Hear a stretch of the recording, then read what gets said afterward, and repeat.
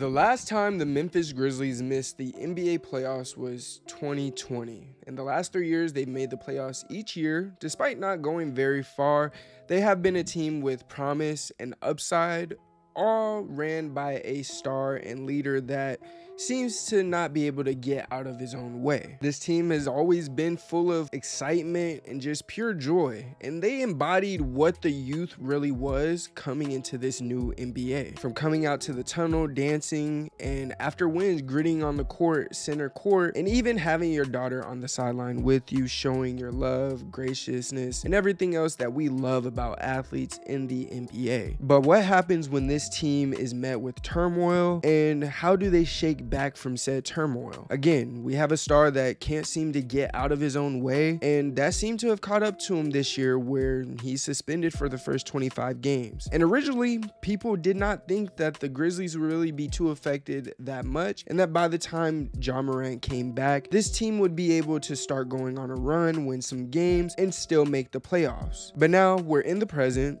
and this team started out 0-5. A team that was once the 3 seed in the Western Conference, a highly touted Western Conference, I might add, to a team that is looking to be the worst. Matter of fact, not looking, they are the worst team in the league currently. Obviously, we know the season is a marathon, not a sprint, so we do have a long stretch ahead. But we also know that the Western Conference is a juggernaut full of beasts, from the defending champion to the GOAT. And then you also have other guys like the Slim Reaper and the Claw that's in the same city as the GOAT. The West is stacked, and going 0-5, that could prove to be very, very hurtful. But on the back end and in the future, this could possibly propel the Memphis Grizzlies back into contention status by giving them a very high pick in this year's draft and being able to pick a player that is able to pair with Ja, Jaren Jackson Jr., and Desmond Bane and be able to start to build a real future. Now, in the beginning, there was a glimmer of hope for the Memphis Grizzlies.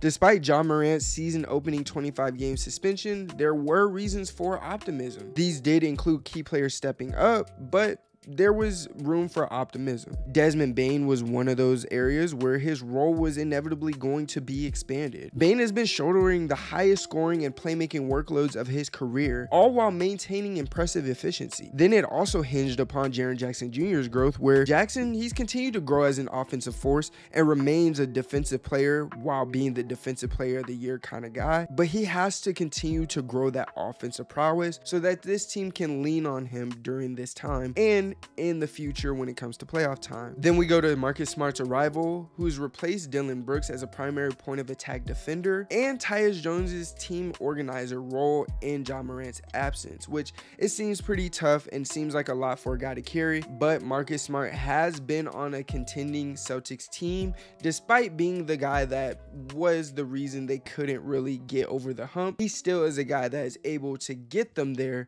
and that's all they needed with him while Ja Morant is suspended. But again, 0-5 has kind of seen that to be a lot bleaker than what it was in the summer. Then we move on to their young forwards. You know, Memphis young forwards, they include Zaire Williams, David Roddy, Santi Aldama, Jake LaRavia, and Kenny Lofton. And they're expected to step up into Brooks' vacated minutes. Now, do we expect them to do much? Probably not. Zaire Williams has been playing very well. David Roddy, he's David Roddy. Santi Aldama, he can get you a game here and there, but he's pretty soft in the post. You're not relying on him. Jake LaRavia, I'm not even gonna go there. And Kenny Lofton Jr., I love the guy, I love his game, but he would fare a lot better if he was about 3 or 4 inches taller. But at 6'4", 6'5", and you about 300 pounds, you're forced to play the big, where bigs in the NBA are 7 foot. You're not gonna have that good of a time. And then finally, we move on to more of the newer current development, and that's Steven Adams' recovery. Now, the hope was for him to make a recovery from his late season injury for the rest of the rotation to stay healthy. But however, as we soon see, turning these expectations into reality has proven to be a significant challenge for this Grizzlies team. After a massive loss to the Utah Jazz, the Grizzlies found themselves as the only winless team in the NBA with an 0-5 record. This marked their first 5-game losing streak to start a season in 21 years.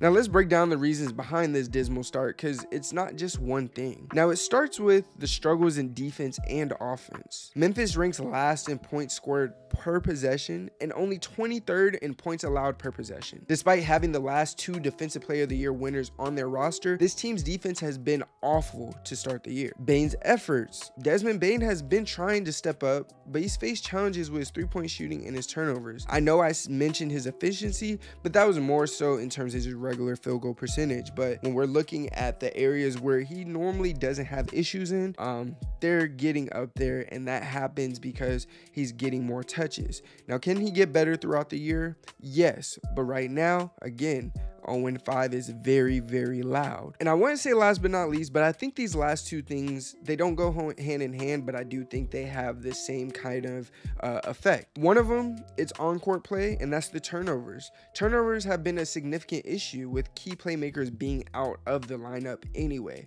So that's hurt this Grizzlies lineup as a whole, and that Tyus Jones dismissal, it proves to be a lot more important than what we thought before. Well, I won't say what we thought before. What we understood before Ja Morant had his 25-game suspension. And lastly, which again, it goes with turnovers, but this is off the court, it's the impact of their injuries. The absence of top shooters like Luke Kennard, Salty Aldama, that's added to their woes of injuries. But what they already was dealing with was Brandon Clarke being out, Steven Adams being out. You have no type of rotation at the big position, and that is awful when you have to see guys like Jokic, AD.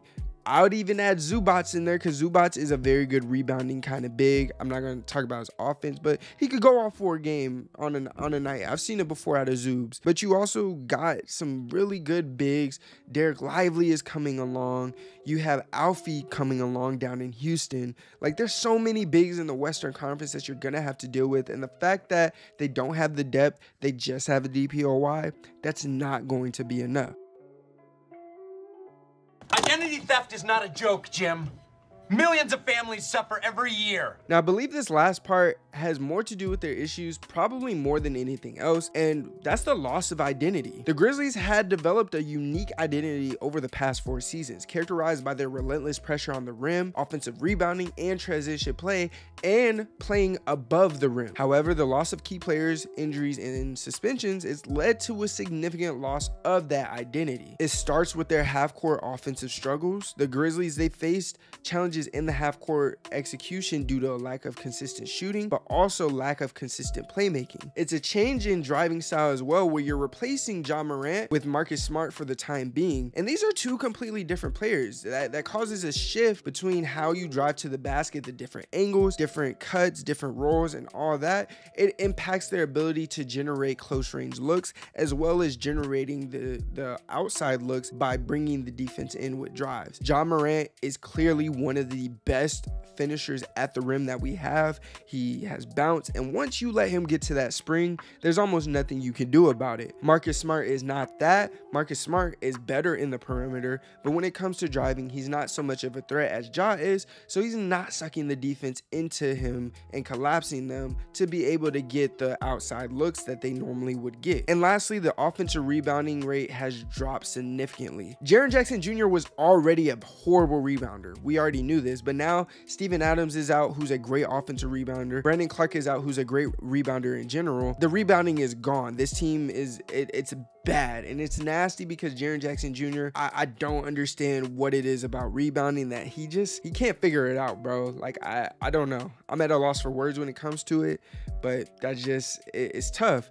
And their transition game has been awful this year. That has actually been one of their strong suits in the last 4 years. And their transition defense has been abysmal. They're pretty much letting an easy look, I might add, at the rim every single time up the floor, and it's not good. But we're gonna close this video out with some optimism for you guys. I got some silver linings. Admittedly, I had to dig deep and kind of look for some silver linings with this team, and that's partially because I'm a Western Conference fan, I'm a Lakers fan, so I don't really want this team to do well. But while the Grizzlies' early season woes have raised concerns, there's still a lot of reason for optimism. That early losing streak in the beginning of a regular season, it doesn't necessarily mean a trip for a lottery team. Like, I've said that throughout the video, and I know that was one of the points I made with regard to the West being super strong, but We can also say that inversely and look at the Lakers of last year. Now, of course, they didn't start 0-5. I believe we started 0-3, but we did start out the year 1-11, 2-11, something horrible like that.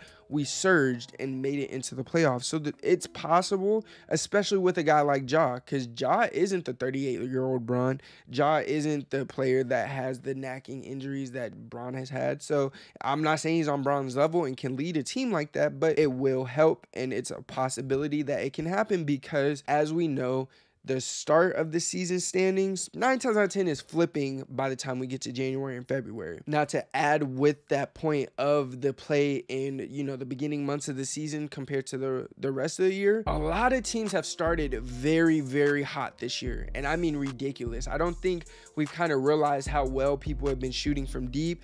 There are some games that I've watched where some players are just building houses, building mansions on the court, but for the most part, people have been cashing out across the league, even on bad teams. So you can try to expect or hope to expect, if you play better defense, teams are not going to be able to get the looks they're getting and not going to hit the shots that they have been hitting. And lastly, you're going to have new additions when it comes to the buyout market, trade deadline, and all that.